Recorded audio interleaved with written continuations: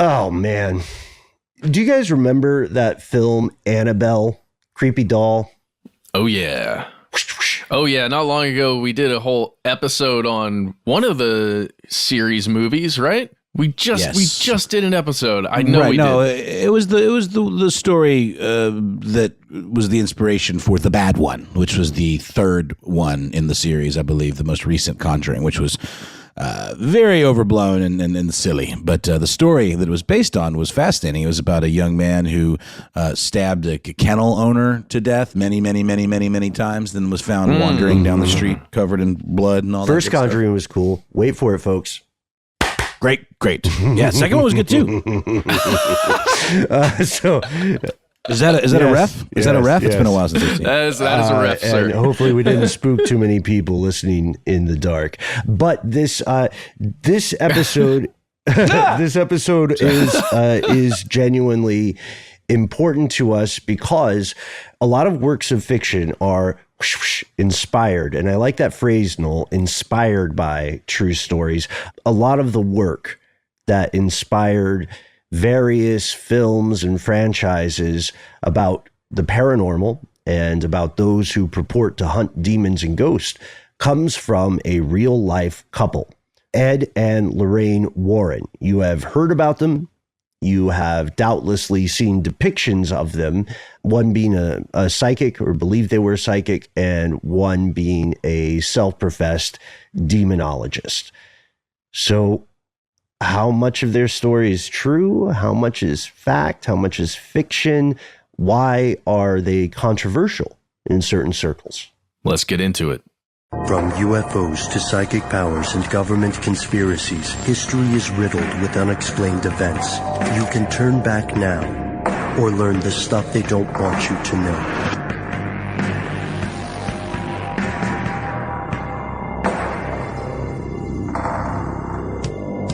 Hello. Welcome back to the show. My name is Matt. My name is Noel. And I am Ben. You are you. That makes this stuff they don't want you to know.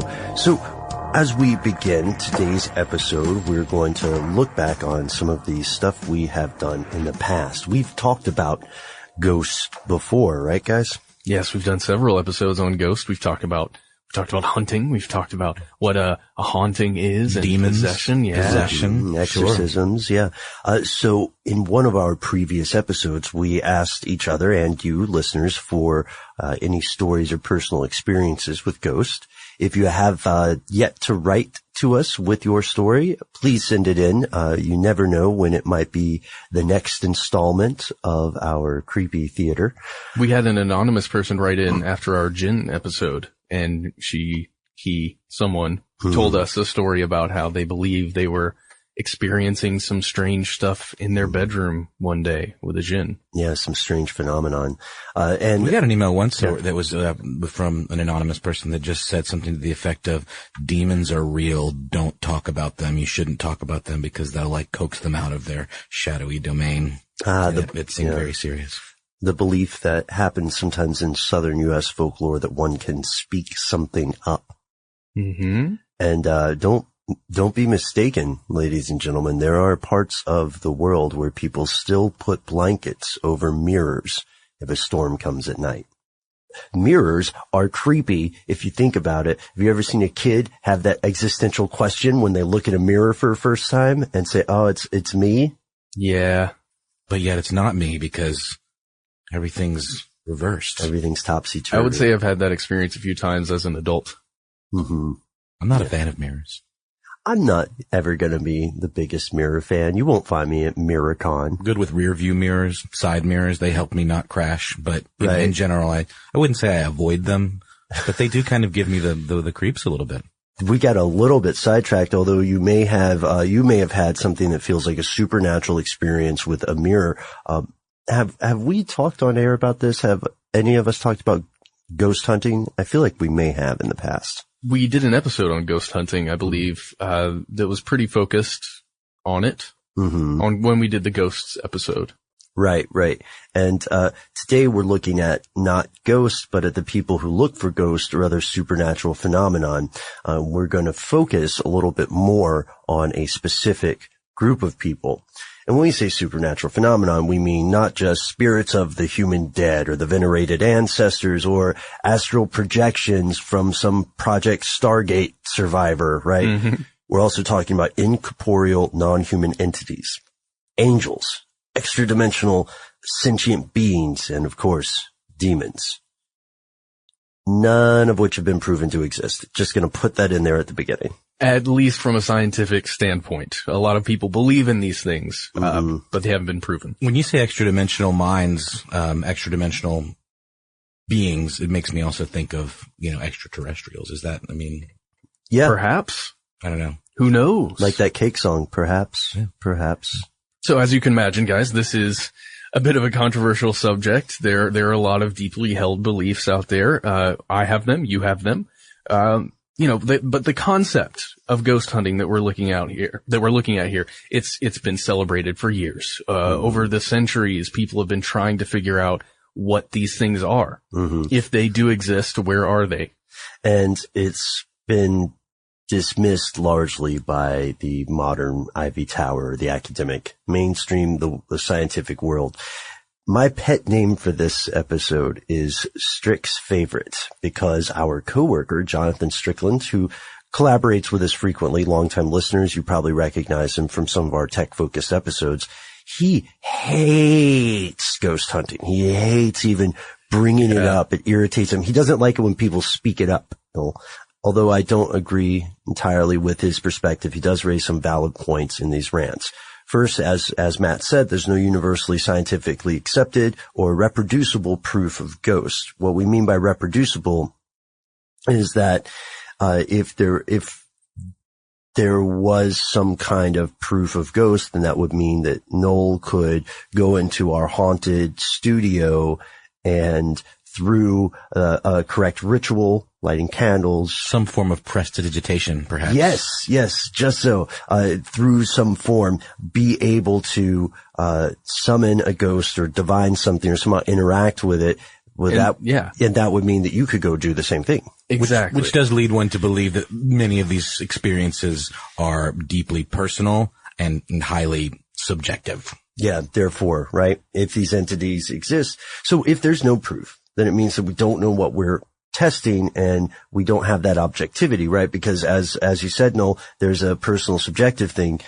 And if we don't know what comprises these entities, then we don't know what we're really testing for. We also have no universal, uniform set of criteria for what constitutes a ghost. There are people that call themselves experts, as we're going to get into in a little bit, that might say, this range of electromagnetic interference, means that there was some sort of specter involved. But then somebody else might say, no, I think it's more this range. And since there's no actual proof, it's very hard to figure out which range is the correct range and using what tools, et cetera.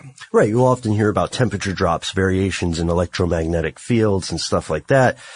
But there's no question that these variations can have mundane causes. Now, that's not to say that there aren't some pretty convincing stories out there about some of these paranormal experiences and encounters. And we're actually going to talk about some of the most convincing, shall we say, accounts of these from two individuals who consider themselves experts in the field. Yeah, a lot of people consider these two the experts, the people that are talked about by History Channel and Discovery or whoever makes a documentary on TV. They talk about these people, Ed and Lorraine Warren. Dun, dun, dun. Actually, Noel, can you do the sound effect? You're way better with these. Dun, dun, dun. There we go. Noel Brown, ladies and gentlemen. Yes, the rumors are true. This is our episode on the famous/infamous demonologist medium duo, self-claimed, Ed and Lorraine Warren. So ghost hunters or paranormal investigators, what are they? They explore specific locations reported to be hotbeds of supernatural activity. And in the course of their work, these groups or individuals will research the history of an area as extensively as possible. Did anyone die here? What happened? Why was the population of this mental asylum reported to be 108 one month and then 103 the next month, and with no record of departure? Stuff like that. And then also conduct interviews with alleged witnesses and or skeptics, people on either side of the fence, while also employing electronics, digital thermometers, some pretty high-tech camera gear as well.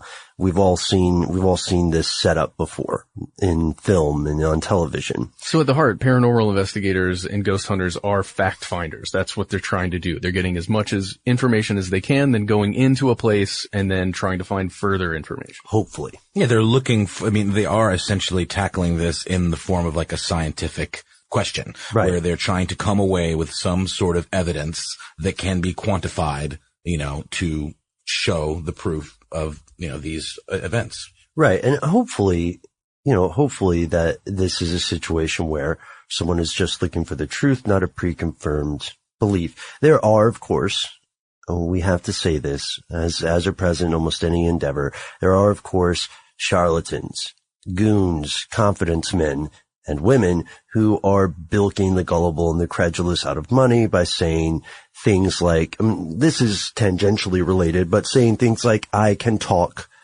to your dead mother, and I know you miss her, and she's in the room, and she misses you as well. She tells you something about you're moving, you're moving like in not just in time or space, but also emotionally. I'm getting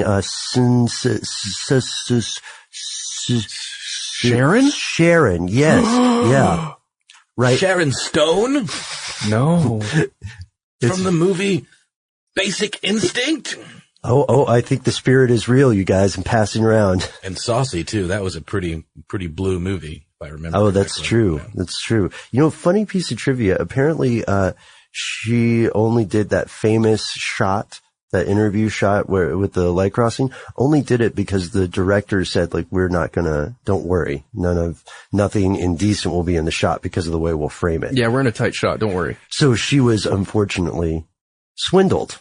Yep. And maybe, that's similar somehow, speaking of fantastic segues, to ghost hunting, as an act of charlatans.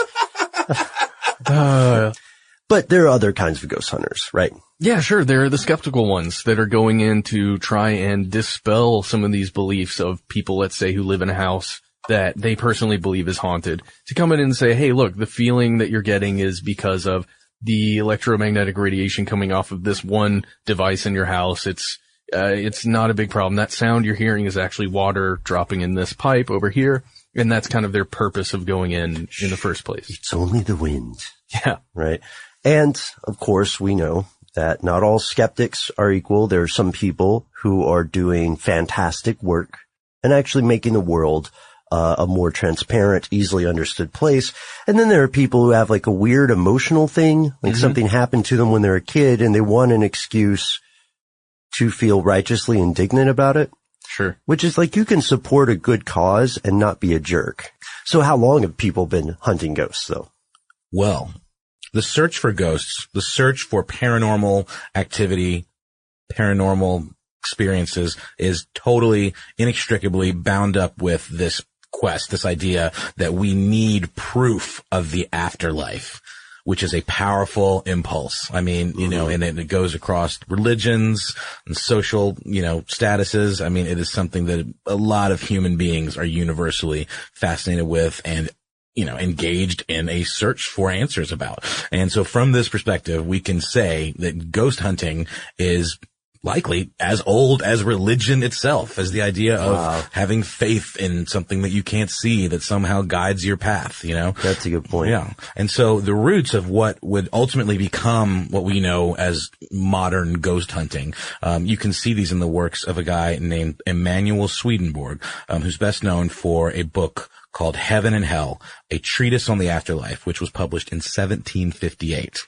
And then there's Franz Mesmer, another proponent of ghost hunting, parapsychological investigation into psychic phenomenon. Mesmer, you might say that name sounds familiar. He is the founder of mesmerism, which is, of course, the demo reel for what would later be called hypnosis. And then you've got lots of other professionals who kind of come out from the woodworks here, who will put on shows, who will, conjure or talk to a ghost for money.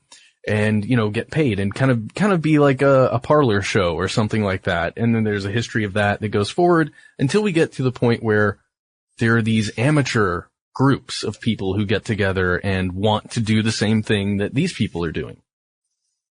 Because they believe it to be true. Exactly. Not because they want to do a stage show, right? So organized amateur ghost hunting dates back to these clubs that arose during the spiritualist era, the time of the Theosophy school.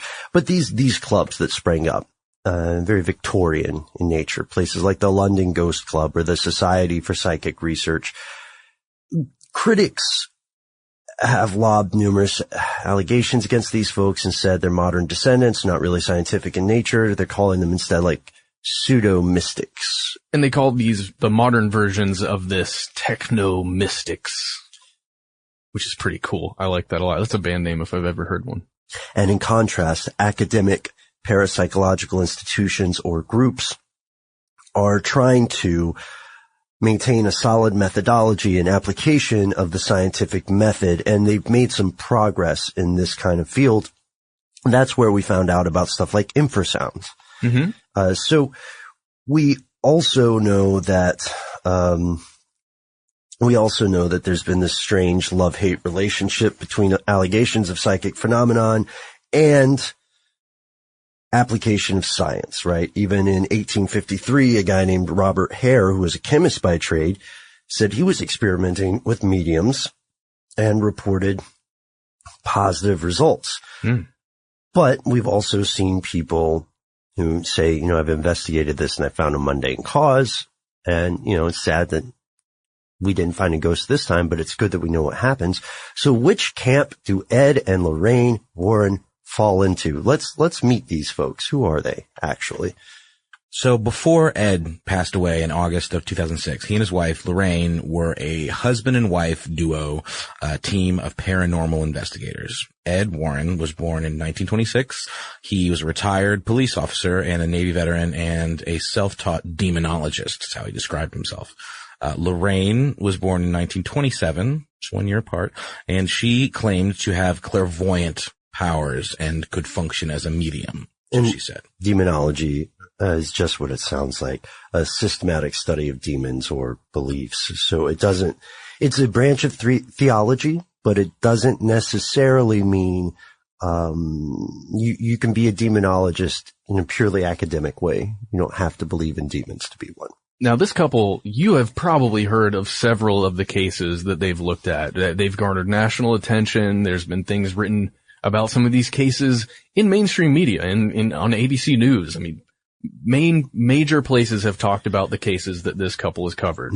Especially through the 70s and 80s into the 90s. They founded New England's oldest paranormal research center in 1952. It is the New England Society for Psychic Research. And hey, do you like museums? They've got an awesome museum, Noel. I do like museums, actually. I'm quite fond of them. We should check it out.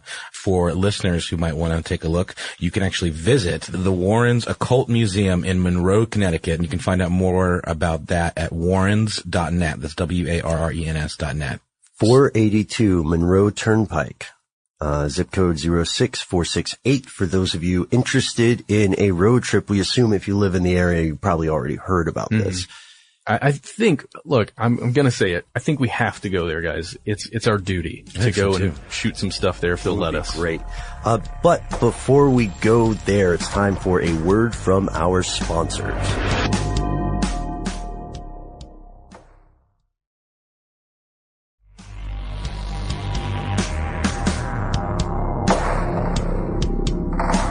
Here's where it gets crazy. We've teased a bit about these cases that garner national attention, but we haven't talked too much about them. Some of these captured the public's attention, as you said, Matt, and they've become films and pieces of modern American folklore. We could just name some films that have been based on these cases right now, if you want. Sure. The Amityville Horror was the biggest one that I remember, at least. The Amityville Horror 2? Was probably, is it I don't know. The Amityville Horror 3G? Right. Is that a thing? It's gotta be. So this entire Amityville, film series also spawned a series of novels, right?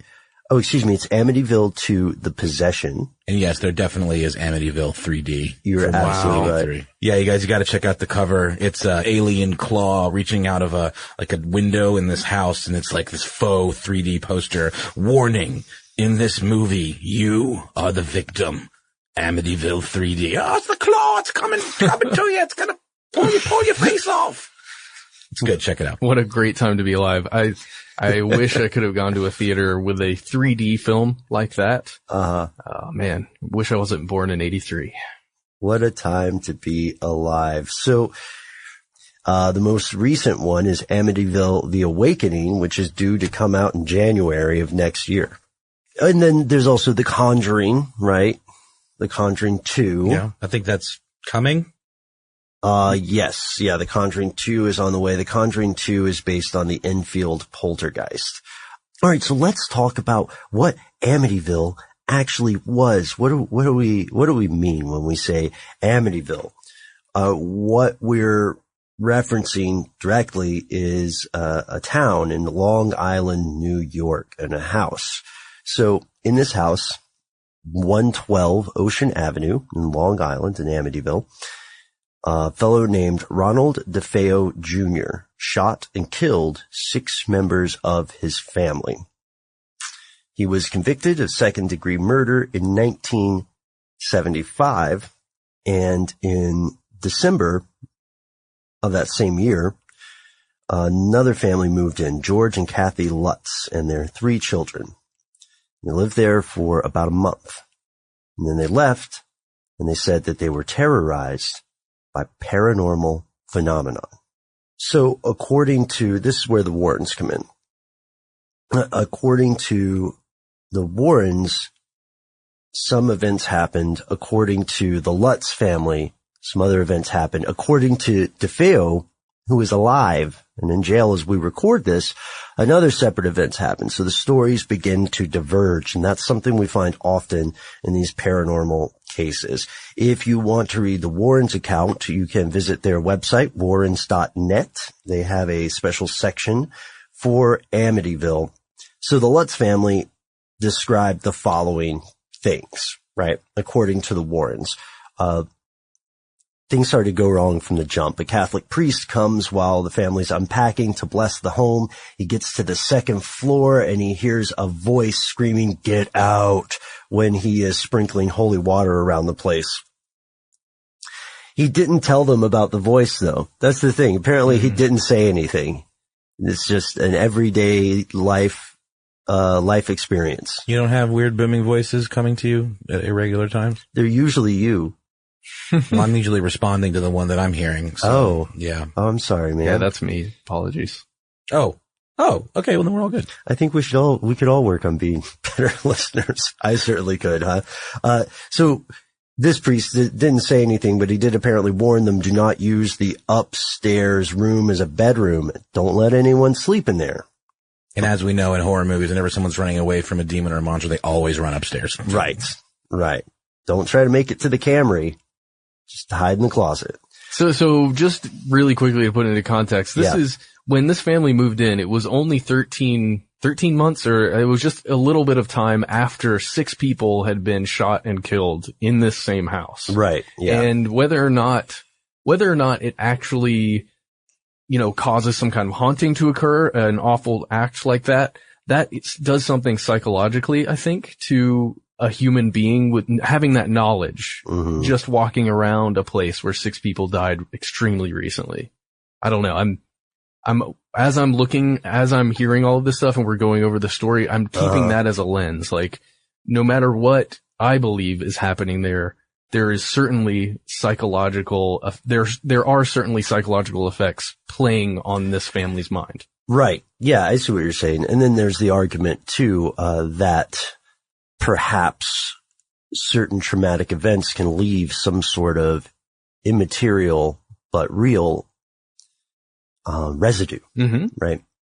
So George was plagued by a constant chill, and he just hung around the fireplace. He also got a little bit messier over time. His hygiene really started to fail him. And Kathy's health, along with his, was in decline. Their daughter started spending all her time in her room playing with an imaginary friend who was a red-eyed pig called Jody, who could transform. And That seems legit. And could only be seen by people that she wanted to see her. That's according to Jody. Mysterious odors, black stains on toilets and ceramic fixtures, aka, I'm just going to make the call on that one, aka mold. Yeah. I was about to say, yeah. Right? That's not necessarily Just needs a little scrubbing. Mm-hmm. Yeah. Some scrubbing bubbles. So, flies, the one thing you might remember from some of the films is that a bunch of flies appeared out of the middle of nowhere. Sounds like they just needed a housekeeper. Like they needed, flies. Are there roaches? Were there terrifying roaches? Mold. Apparently there was George maintains that his wife turned into a 90-year-old hag and began levitating off the bed one night. But again, these stories, this is coming from the Warrens, and these stories are mutable and have changed over time. Anyway. And there was the account of the spooky crumbs, in the kitchenette that, No. Sorry. No, I get the feeling that you're not buying this. No, I'm just trying to, narrow down the source here. I mean, it sounds like a lot of this was definitely, housekeeping based. I'm just. Right. So they couldn't get the priest to come back because every time they tried to call him, the phones would cut out, according to them. So they walked around themselves trying to, I guess, purify it, by reciting prayers, and then they said a chorus of voices erupted telling them to stop. At the last night, day 28, there's all this banging in the house as though marching bands are going there, furniture's moving on its own. So they leave, which, I understand. If you are in a situation and feel that way, I think we've all seen enough horror movies where we're not going to do that thing where we say, oh no, let's stay, or where's that strange noise coming from? Run toward the noise. Right. Well, yeah, you got to investigate. Mm-hmm. Yeah. You split up too. You got to split up. It's you like, guys stay here. Yeah. Or how about this? You go to the basement and I'll go upstairs, and then we'll meet in the middle, right, and we'll discuss what we've learned. You know what? I'm going to take, this flashlight. The batteries are dying, but I'll be right back. I'll just give it a shake, and then it'll make for some kind of like strobe flashes. Right. Give the ghost a chance to appear. I'm sorry. This is perfect because, we know these horror movie rules, which show up in the Amityville horror series, but not in the real life Amityville, on, their 112 Ocean. So 20 days after the Lutzes leave the place, Ed and Lorraine Warren are called by a news reporter with Channel 5 in New York, a guy named Marvin Scott. He had covered the story before. He had worked with the Warrens on a previous investigation. So the Warrens, reporters, some parapsychologists, get together at the house. The Lutz family refuses to go back in the home. And here's their account. So remember we said Ed is a self-taught demonologist. Mm-hmm. Lorraine claims to be clairvoyant and work as a medium in their team. So Ed was, according to the Warrens, physically pushed to the floor while using a religious provocation in the basement. Lorraine was overwhelmed by the sense of a demonic presence and was plagued by her psychic impressions of the DeFeo families being laid on the floor, covered in white sheets, with a sense of being physically pushed back. So, to our earlier point, these are personal impressions being described, right? These are not, at least on the Warrens' parts, these are not objective measurements. Now, if they had parapsychologists measuring stuff, did they see temperature drops, things like that? The most important thing to note about the Warrens here is that they are true believers. They're devout Catholics. They are not going in skeptically. Religion would be one of the tools that they use to try to subdue or remove or erase some sort of presence. So they also say the land was in the past used by a fellow named John Ketchum. In the course of their historical research, a black magician who had a cottage on the land prior to the construction of the house in 24, and that he requested to be buried on the property, and his remains are there to this day. Ooh. But that's not uncommon. I mean, you know, a lot of times people who had an estate would have them, you know, Exactly. arrange for them to be buried in the backyard and with like a private cemetery, maybe next to some other family members that died. Right, exactly. Especially, you know, as you said, in a place that has a lot of land, right? So the problems that we run into here are that the stories, again, are mutable, are changeable. And we have Ronald DeFeo Jr., who killed his father, his mother, his two brothers, and his two sisters. He claimed that they were planning to kill him, that his parents were. And in the course of the investigation, his conviction, his appeals, things like that, his lawyer launched the insanity defense, right? Got a psychiatrist to back it up. They said that DeFeo was abusing heroin, LSD. He had antisocial personality disorder. But with all that, the psychiatrist for the prosecution, Dr. Harold Zolan, said, well, he knew what he was doing. Here's the weird part, though. All 6 of the victims were found laying on their stomachs, no signs of a struggle. And the rifle had not been fitted with a sound suppressor. So they heard as Right. each person got Whoever shot. was last heard 5 shots. There were no sedatives, it seemed. So someone should have been awakened by the scale of it. And the medical investigators were like, how did this happen so fast? You know? And he also claimed, he claimed that his parents were going to kill him. Then he claimed that he killed his father for life insurance.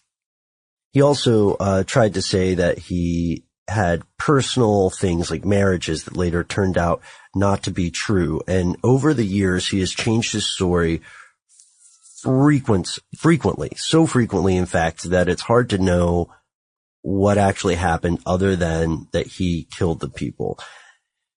As for the allegations of supernatural phenomenon, what we are seeing instead is that there's a history of drug abuse. And drugs, as we know, can either, some will say, bring you to a greater new reality, or just blur the line between the exterior and the interior of your mind. At this point, Amityville is not considered proof positive, but of anything other than An excellent ghost story. And the mutability of memory. There are a couple of interesting physical takeaways. I know one of them was a photo that the Warrens allegedly got of a little boy, I think, or at least a spirit that they say was manifested as a little boy. And it's on their website. You can see it. It looks like a photo of a little boy. I mean, I don't know how much of a spirit it is, but allegedly there weren't any kids in the house at the time when they shot it. I don't know if this is the originating point of the idea of an Native American use of land that then affects the modern construction, but they did believe that a tribe of Indians used that land for, I think for sick or not insane. They wouldn't have used the word insane with Native Americans, but they used that land to house people who were sick. And the Warrens believed that this may have led to negative energy being in that house. I don't know. I just think it's important to see it from their perspective, as they are probably true believers, I want to say, at least in these kinds of things. Right. And, you know. Well, there are other things too. So DeFeo told Primetime that he initially said, I heard voices. Those booming voices commanded me to kill. And later he went on Primetime and said that he was making that up to get a better insanity plea. Jeez. One of the lawyers who was involved said, he was DeFeo's attorney, William Weber. He was looking for book proposals from his client's story. Wow. And he met with George and Kathy Lutz, and he says that he thinks they were essentially just making up stuff, and that they were making a commercial venture out of it. Wow, the whole thing? Well, he said that when he talked to them, they ended up hanging out and drinking and brainstorming about what could go into a horror book. Well, I mean, at least I guess they're making lemonade, right? Beyonce style. Perhaps you're right. And then they split, and that's why there are two varying accounts. The big one is Amityville Horror, a true story. And it went through 13 printings in 76. But here's the thing. I mean, when they talk, the medium talks about, was it Hans Holzer goes with a medium who claims to talk to the dead in 77. The medium says, there's an Indian chief, Native American chief on the warpath in the house because it has been built on the site of that sacred burial ground you mentioned, Matt. And members of the Montaukett tribe of Long Island are skeptical because they say there are no records of a burial ground in Amityville. And even if there were, said the tribe's chief, Straight Arrow Cooper, that doesn't mean we will go into somebody's body and capture their soul and control in a very negative way. That's not us. One last detail on Amityville. No one who has lived in the house on Ocean Avenue since the Lutzes has reported any unusual activity, which is a fairly powerful thing, oddly enough, for both sides of the argument. Right? Were there never any ghosts? Did the Warrens and company exorcise or clean the house? What's the thing where you burn sage? What's it called? Smudging. Yeah. Okay. Can you tell us a little bit about smudging? I mean, it's just basically it's meant to be a cleansing ritual, where you burn the sage and just walk around your house, and it's supposed to, it cleanses your environment of any, bad odors. Mm-hmm. Right. No, it actually smells pretty bad, in my opinion. Oh, okay. Yeah. It does supposedly push out some of the negativity.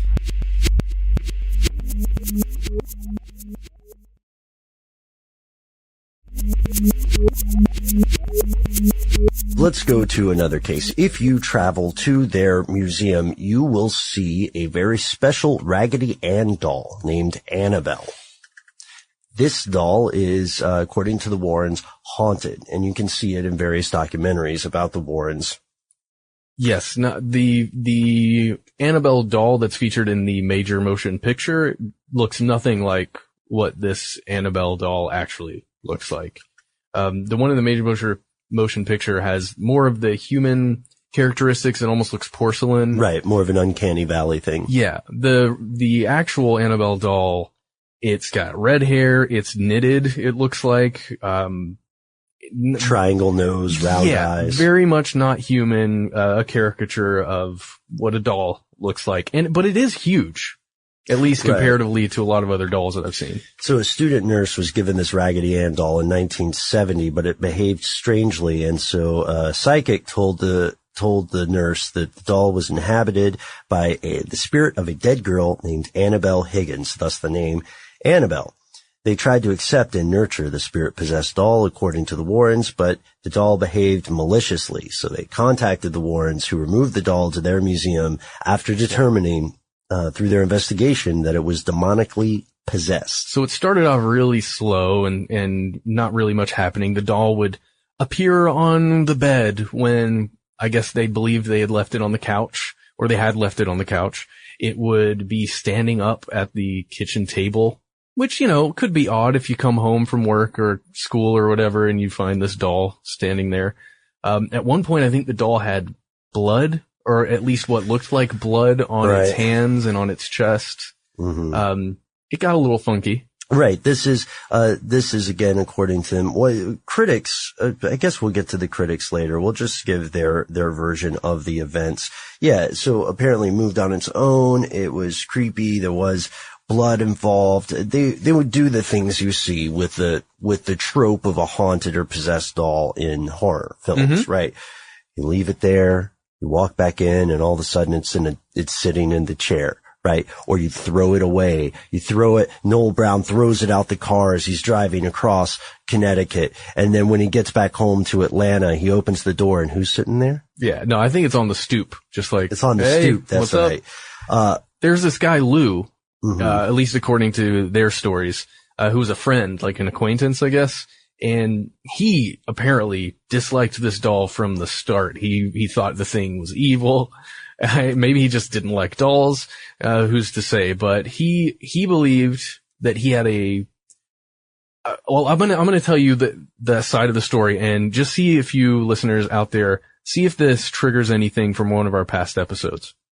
As he was falling asleep, he said he felt paralyzed and he couldn't move at all. And then he saw the doll down at the base of the bed and it started to move up his body and it tried to choke him. And he felt like he was strangling and then he woke up, or he says he lost consciousness and then he woke up and the doll wasn't there. That sounds exactly like the accounts people give of their sleep paralysis and shadow people coming to them in the night. Yeah. And if he already has this dislike of this doll, sure, maybe it is his nightmare that's manifesting. Absolutely. Even in those shadow people stories, I mean, the form of the creature or entity or presence did change from one to the other. I mean, it's dark, so it's going to feel shadowy, but I mean, yeah, there were definitely accounts of different shaped things and, creatures or whatever. Right. That's fascinating. And I don't mean to discount his story. It just sounds so similar that I think we had to mention it. Right. And then we notice again that in these accounts,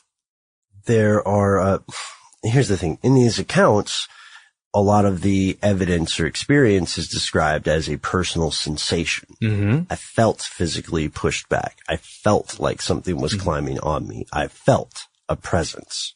I felt the temperature drop, but there was not a thermometer around. So the vast majority of the Warrens' physical evidence is found in photographs, right? They have all these ghost shots taken by them, people who work for them. There's a restaurant called the Carousel Restaurant that has a collection of some of the photographs because the